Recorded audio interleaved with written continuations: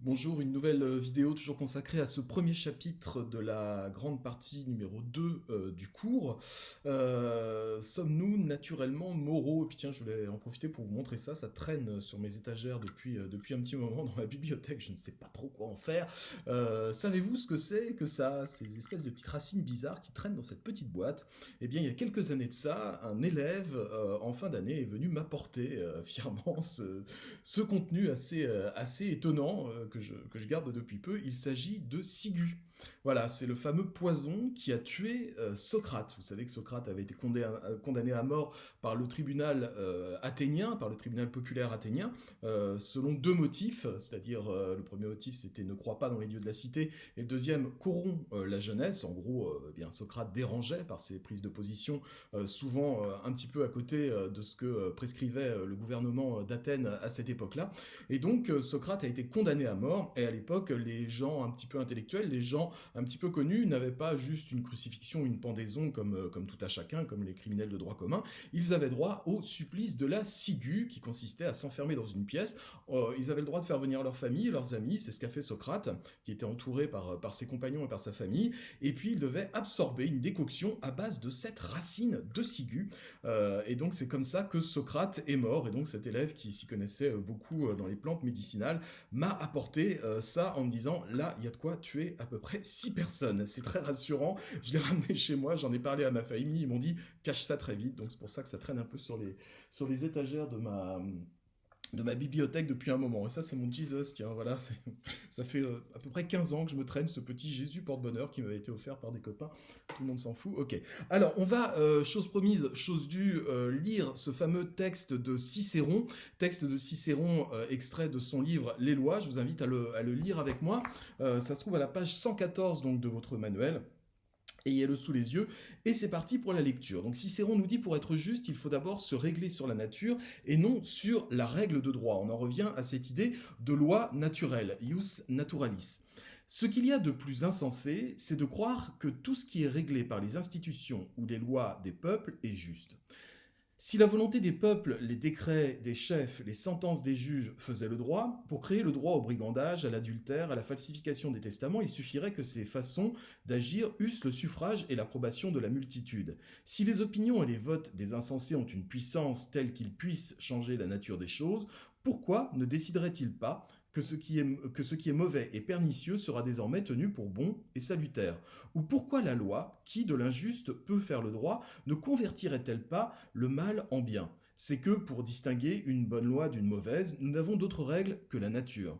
Et non seulement la nature nous fait distinguer le droit de l'injustice, mais d'une manière générale, les choses moralement belles de celles qui sont laides. Car une sorte d'intelligence, partout répandue, nous les fait connaître et incline nos âmes à identifier les premières aux vertus, les secondes aux vices. Or, croire que ces distinctions sont de pure convention et non fondées en nature, c'est folie. Donc, ici, Cicéron est très clair, c'est-à-dire que si c'était si simple que ça de falsifier les lois et d'imposer des choses mauvaises en s'appuyant sur la majorité, eh bien, nous vivrions dans des pays qui seraient gérés par des autocrates ou des dictateurs qui feraient ce que bon leur semble en manipulant l'opinion publique. Or, nous dit Cicéron, il y a chez l'être humain toujours une sorte de réserve naturelle, de loi naturelle, d'esprit des lois qui eh bien, intervient toujours pour rétablir une forme de justice qui va s'appuyer sur la nature, qui va s'appuyer sur ce qu'il y a finalement de plus profond en nous. Comme je vous le disais, cette idée de Cicéron va infuser la Renaissance, la philosophie humaniste, la littérature humaniste, et puis plus tard l'esprit des Lumières au XVIIIe siècle. Alors, on va reprendre la lecture du cours. Comme le souligne Cicéron, une force innée a fait pénétrer en nous certaines notions, comme la religion, ce qu'on appelle la pietas, la reconnaissance, le désir de vengeance, le respect, la vérité. Et c'est sur ces notions élémentaires que vont reposer les rapports entre les hommes, le ius humanum, c'est-à-dire justice entre hommes, et même les hommes et les dieux, le ius divinum.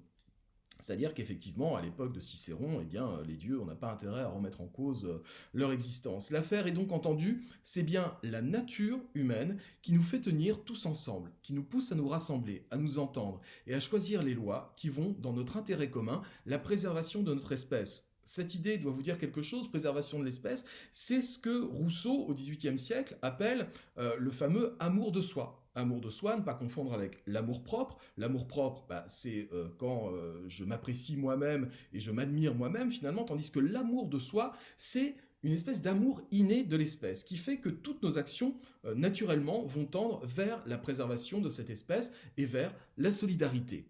Selon cette pensée, la voie morale qui est en nous pousse à bien agir. Il y a comme une puissance divine en nous qui nous pousse vers le bien, qui est notre état originel, ce qu'on appelait le monde intelligible chez Platon. Souvenez-vous que chez Platon, le monde originel, le monde dont vient notre âme, c'est ce fameux monde intelligible. Rappelez-vous que Platon croyait, il y a un côté un peu mystique chez lui, il croyait en la réincarnation, c'est-à-dire qu'il pensait que ce que nous sommes aujourd'hui, notre corps est une sorte de prison pour notre âme est enfermée dans notre corps le temps de notre vie. Une fois que nous mourrons, eh bien cette âme est libérée, repart vers ce monde intelligible, ce monde parfait, ce monde des mathématiques, ce monde des mesures idéales, et elle va repartir dans une vie prochaine, dans un autre corps, pour être à nouveau enfermée. C'est en quelque sorte sa pénitence. Et donc notre nature, dit Platon, est clairement du côté de ce monde intelligible, ce monde de la perfection, ce monde où il n'y a aucun faux semblant, où il n'y a aucun mal, et où tout est axé, dirigé vers le bien total, le bien absolu, le bien intelligible. Donc c'est le monde intelligible chez Platon, et puis c'est l'état de nature chez Rousseau. Chez Rousseau, effectivement, l'être humain vient d'une humanité originelle qui ne connaissait pas le mal, qui ne connaissait pas la compétition, qui ne connaissait pas la jalousie, qui ne connaissait pas toutes ces passions tristes qui étaient uniquement axées sur cette entraide, cette solidarité, ce bon vouloir et cette préservation de l'espèce. Je vous invite pour ça à relire le cours sur la conscience morale. Mais ce sentiment naturel suffit-il à fonder le devoir moral? Et qu'en est-il de la liberté? En effet, ce devoir agirait en nous comme un instinct et ne nous permettrait pas d'être libres. Nous serions déterminés à être bons. En quelque sorte, on serait des créatures foncièrement bonnes. Le mal ne serait qu'un égarement passager, une erreur ou une mauvaise appréciation des choses. Ça voudrait dire que nous sommes déterminés à être bons. C'est peut-être un petit peu court, voyant tout ce qui peut se passer de mauvais dans le monde. Il faut aussi, toujours selon Rousseau, nécessairement une reconnaissance de l'autorité dont je vais respecter la force. Et cette force n'est pas que naturelle, il faut aussi qu'elle soit légitime, c'est-à-dire acceptée par la raison. C'est donc à la raison de s'aligner, de se mettre au diapason de cette force morale qui est en nous. Le droit qui va naître dans la société, ouvrage de la raison, doit trouver son origine dans la bonté de la nature humaine. Cela va donc dans le sens de ce que Rousseau appelle l'amour de soi, c'est-à-dire tout faire pour que l'espèce humaine survive et soit prospère. Et là, je vous invite à lire un texte de Rousseau. Alors, je vous l'ai envoyé par mail, ce texte de Rousseau, du droit du plus fort ou du prétendu droit du plus fort. Et donc, hop, on va le lire ensemble. Alors, du coup, ouais, ok. Voilà ce que dit Rousseau. Le plus fort n'est jamais assez fort pour être toujours le maître, s'il ne transforme sa force en droit et l'obéissance en devoir. De là, le droit du plus fort, droit pris ironiquement en apparence et réellement établi en principe. Mais ne nous expliquera-t-on jamais ce droit? La force est une puissance physique. Je ne vois pas quelle morale peut résulter de ses effets. Céder à la force est un acte de nécessité, non de volonté. C'est tout au plus un acte de prudence. En quel sens pourra-ce être un devoir? Supposons un moment ce prétendu droit. Je dis qu'il n'en résulte qu'un galimatias, c'est du blabla, un galimatias inexplicable, car sitôt que c'est la force qui fait le droit, l'effet change avec la cause. Toute force qui surmonte la première succède à son droit. Sitôt qu'on peut désobéir impunément, on le peut légitimement. Et puisque le plus fort a toujours raison, il ne s'agit que de faire en sorte qu'on soit le plus fort. Or, qu'est-ce qu'un droit qui périt quand la force cesse? S'il faut obéir par force, on n'a pas besoin d'obéir par devoir. Et si l'on n'est plus forcé d'obéir, on n'y est plus obligé. On voit donc que ce mot de droit n'ajoute rien à la force. Il ne signifie ici rien du tout. Obéissez aux puissances. Si cela veut dire céder à la force, le précepte est bon, mais superflu. Je réponds qu'il ne sera jamais violé. Toute puissance vient de Dieu, je l'avoue, mais toute maladie en vient aussi. Est-ce à dire qu'il soit défendu d'appeler le médecin? Qu'un brigand me surprenne au coin d'un bois, non seulement il faut par force lui donner la bourse, mais quand je pourrais la soustraire, suis-je en conscience obligé de la donner? Car enfin, le pistolet qu'il tient est une puissance. Convenons donc que force ne fait pas droit, et qu'on est obligé d'obéir qu'aux puissances légitimes. Ainsi, ma question primitive revient toujours. C'est assez étonnant parce que c'est assez visionnaire finalement de la part de Rousseau. Sa thèse est assez simple. Si on devait dire c'est le plus fort qui a raison, ça voudrait dire que la force, quand elle décline, eh bien, on n'est plus obligé de la respecter. Et c'est une autre force qui va prendre le dessus. Vous savez, un petit peu comme chez les animaux. Chez les gorilles, par exemple, ça se passe comme ça. Vous avez un mâle alpha qui domine toute la tribu. Et puis quand ce mâle alpha commence à vieillir, à décliner, il y a un jeune mâle alpha qui va lui taper dessus, lui casser la figure devant toute la tribu, et c'est lui qui devient le chef de la tribu. En gros, la tribu est soumise à cette pure force physique. Rousseau dit, si on devait appliquer ça chez les humains, ce serait quand même un peu court, ce serait quand même un petit peu léger. C'est-à-dire qu'on aurait des droits qui se succéderaient et qui céderaient uniquement à la force. Euh, En fait, quand il dit ça, Rousseau, c'est très ironique, parce qu'on sait très bien que ça se passe vraiment. Et c'est une véritable critique, par exemple, de la monarchie absolue. Pourquoi est-ce que le roi est en place? Pourquoi est-ce qu'il n'y a pas d'élection démocratique? Pourquoi est-ce qu'en France, à l'époque de Rousseau, c'est le fils ou le petit-fils du roi qui lui succède? Eh bien parce que le pouvoir monarchique a la force, une force physique, une force qui est appuyée par l'armée, la police, que quelqu'un cherche à se révolter, et tout de suite on sort les armes et on tire dans la foule. Euh, c'est aussi une force qui est une force juridique, mais qui ne s'appuie sur rien. Si le monarque est en place, c'est parce qu'il est roi de droit divin. En gros, cherchez pas, c'est Dieu qui a nommé cette famille, en l'occurrence les Bourbons, pour diriger la France. Et là, Rousseau nous dit ça fait quand même un peu bizarre. C'est-à-dire que si un envahisseur arrive sur le territoire français, prend le pouvoir, eh bien nous serons soumis à ce pouvoir-là. Ouais, bah oui, c'est tout à fait possible. Et c'est pour ça que Rousseau n'a pas confiance en cette monarchie. Et c'est pour ça qu'en fait, ce texte est une critique ironique et un petit peu cachée de la monarchie. Regardez ce qui se passe aujourd'hui dans un pays comme la Russie. Vladimir Poutine tient le pays d'une main de fer. Tout repose sur lui. C'est un monarque absolu, en fait, Vladimir Poutine. Il fabrique des fausses élections pour se faire élire président par la ruse, hein, puisque je vous rappelle le système, en Russie, on n'a pas le droit d'être président 2 fois de suite. Du coup, Poutine a un homme de paille qui s'appelle Medvedev, c'est son pote, et pendant 5 ans, Poutine est président, Medvedev est Premier ministre, et aux élections suivantes, comme Poutine n'a pas le droit de se représenter, c'est Medvedev qui se présente, Poutine devient Premier ministre, mais c'est toujours lui qui a le pouvoir, Medvedev est juste un homme de paille au pouvoir. Et puis 5 ans après, bah, Poutine peut se présenter à nouveau, ça fait 20 ans, 20 ans que ça dure, plus de 20 ans que ça dure. C'est un pouvoir qui est là par la force.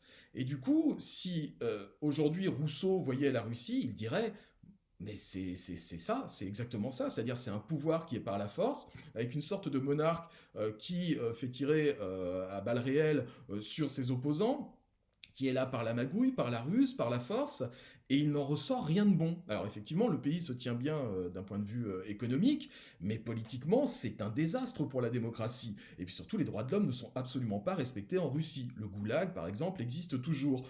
Les contestataires finissent en Sibérie à aller casser des cailloux dans un froid glacial par moins 60 degrés et n'en reviennent jamais. Et bien voilà, c'est tout ça que critique Rousseau quand il critique ce prétendu droit du plus fort. En fait, dans ce texte, Rousseau, et retenez-le, c'est important, il critique notamment un autre philosophe, alors qui n'est pas de son époque, hein, qui était 3 siècles avant lui, qui s'appelle Machiavel. Machiavel, c'est un homme d'État, et c'est aussi un théoricien du droit, un théoricien de la politique. Il a donné en français le fameux adjectif machiavélique. Et Machiavel, pour lui, les choses étaient claires. Le pouvoir n'est pas là pour faire plaisir aux gens. Le pouvoir est là pour se maintenir par la force et avoir une certaine rigidité politique. Pas autre chose. Du coup, pour le souverain, tous les coups sont permis. On peut faire par exemple des pendus pour l'exemple, pour faire peur à tout le monde et se maintenir en place. Toutes les magouilles sont permises. Et ça, Rousseau a beaucoup de mal avec cette conception de Machiavel, de la politique. Alors on développera sur Machiavel quand on verra le chapitre sur la politique, mais retenez son nom, c'est tout ça que critique finalement Rousseau. Les pouvoirs qui sont là par la force ne sont pas des pouvoirs légitimes. Ce sont des pouvoirs qui sont uniquement légaux. Et donc il y a une véritable critique de la monarchie absolue chez Rousseau, mais il le fait de façon un petit peu dissimulée pour ne pas trop avoir de problème avec le pouvoir en place. Relisez le texte en repensant à cette critique de la monarchie absolue, et vous verrez que c'est assez intéressant. C'est-à-dire que c'est une critique du mâle alpha qui est en place, qui délègue son pouvoir à son fils ou à son petit-fils, et qui ne fait rien pour qu'il y ait une véritable opposition démocratique, des élections ou des choses comme ça. Donc voilà pourquoi, pour Rousseau, on ne peut pas être dans un pays juste si on est dans un pays où c'est la force qui fait le droit. La justice ne peut jamais découler de la force. La justice doit être fondée sur une raison qui va s'appuyer sur la bonté naturelle et sur l'ouverture aux autres. Donc la pitié ne semble pas suffire, la morale construite par la raison. C'est le deuxième aspect de cette première partie du cours. Eh bien écoutez, on va arrêter là pour aujourd'hui puisqu'on arrive à 15 minutes de vidéo. À très bientôt pour une nouvelle vidéo.